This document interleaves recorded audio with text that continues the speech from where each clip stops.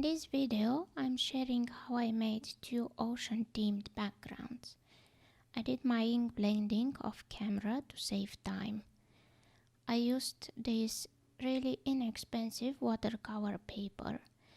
It is quite thin, but it has this lovely texture. Here are still shots of the inks I used.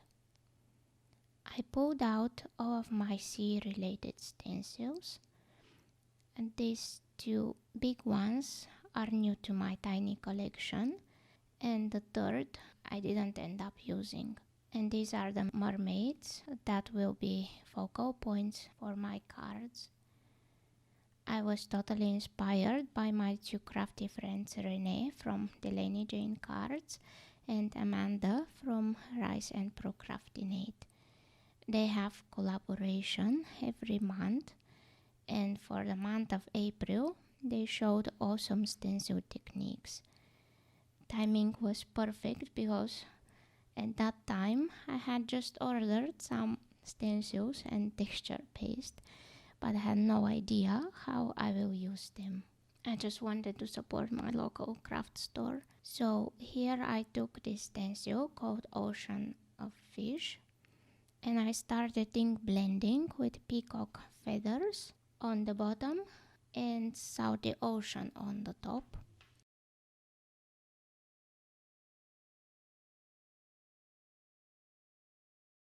For the second background, I used the Wavy stripes stencil with cracked pistachio color first, but then change it to peacock feathers, and then finishing off with broken china.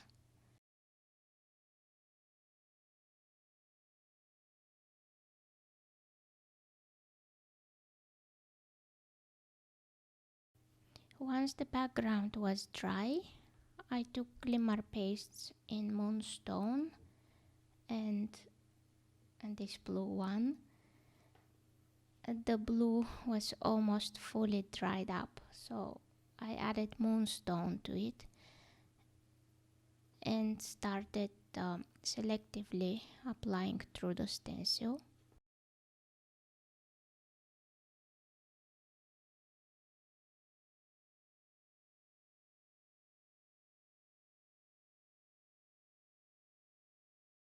Back to the fish background, I took cracked pistachio distress ink and smooshed it on a note packaging. And here I'm opening the Ranger's texture paste for the first time, and I didn't expect it to be so soft and fluffy. I'm mixing all together, but it looked too light colored, so I added a bit of the Aqua Flow pen in teal. I will have the name on the screen. And selectively adding the paste to my panel.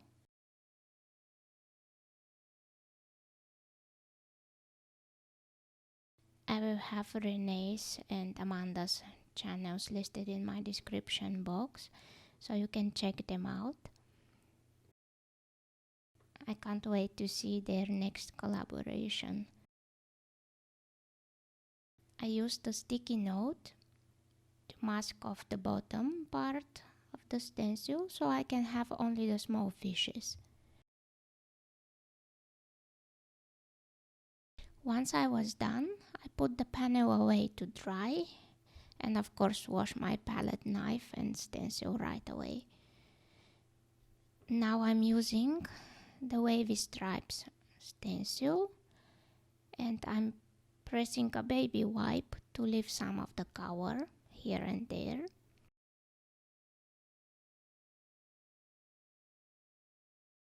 I needed more fishes, so now I'm using wilted violet distress ink.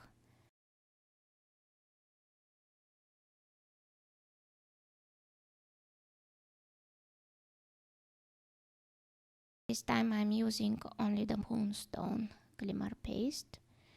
and selectively applying it through the wavy stripes stencil. Here are both of the panels completely dry. I added some sparkly accents to the mermaids and fishes with a jelly raw pen. They're from the Rabbit Hole Designs Mermaid Hair stamp set. I don't have a video tutorial on how I colored them. I was just playing with different color combinations, and since they didn't turn out so bad, I decided to use them on cards. I used black cardstock as a mat and took a rectangular die, same size as my card base, which is A6 European size, and I made marks so I know how much to trim off, and then a bit more from each side so that I will have a skinny black border around. I did the same with the other background too. For the sentiment, I used this Ranger's Lettered stamp set, and I heat embossed Sending Smiles in Nuvo's Shimmering Pearl embossing powder. It's so little left in the pot and seems to be sold out everywhere, but it's one of my favorites. I had few speckles between the words, but I thought it's not that of a big deal. I used thin foam squares for the mermaids and the biggest fishes, as well as on the sentiments. It felt like I needed a little bit more texture, so again lifted up some of the ink, added some Morning Dew Nuvo drops, and as always, clear wing of Stella. Thank you so much for stopping by. I hope you enjoyed this video. Have a nice day. Bye.